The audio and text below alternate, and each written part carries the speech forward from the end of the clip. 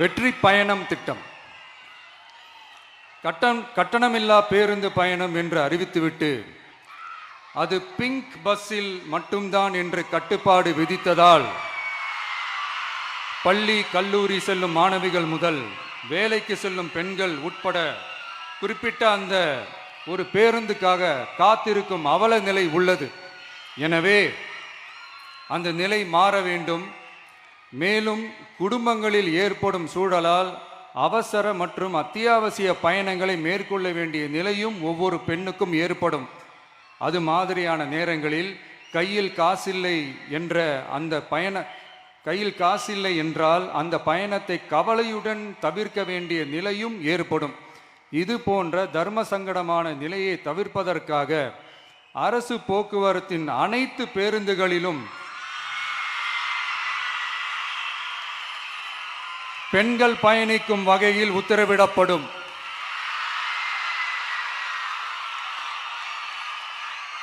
இதன் மூலம் தமிழகத்தின் எந்த மூலையில் இருந்தும் எந்த இடத்திற்கும் அனைத்து பெண்களும் கட்டணமின்றி பயணிக்கலாம்.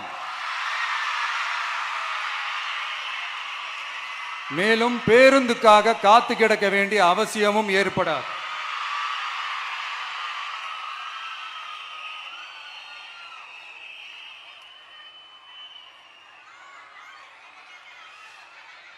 அடுத்தது, zero tolerance for crimes against women. பெண்களுக்கு எதிரான குற்றமே இல்லை என்ற நிலையை உருவாக்க வேண்டும். அதன் அடிப்படையில் தான் zero tolerance for crimes against women என்பதை உறுதிப்படுத்த வேண்டும் என்பது நம் மிகப்பெரிய கனவு, நம்மளுடைய விருப்பம். 2 வயது குழந்தைக்கு நேர்ந்த கொடுமை, விமான பணிப்பெண்ணுக்கு நேர்ந்த கொடுமை என இந்த கொடுமைகளில் ஈடுபட்டதே திமுக நிர்வாகி ஒருவரும் திமுக கவுன்சிலர் ஒருவரும் தான் என்பது செய்திகள் வழியாக எல்லாரும் அறிந்த ஒன்று. இதையெல்லாம் தடுக்க வேண்டும். பெண்கள் பாதுகாப்பை உறுதி செய்யும் வகையில் ராணி வேலு நாச்சியார் படை ஏற்படுத்தப்படும். சாதாரண உடையில் இருக்கிற இந்த படையைச் சேர்ந்த பெண்கள் பாடி கேம் உடன் ஆங்காங்கே பாதுகாப்பு பணியில் இருப்பார்கள்.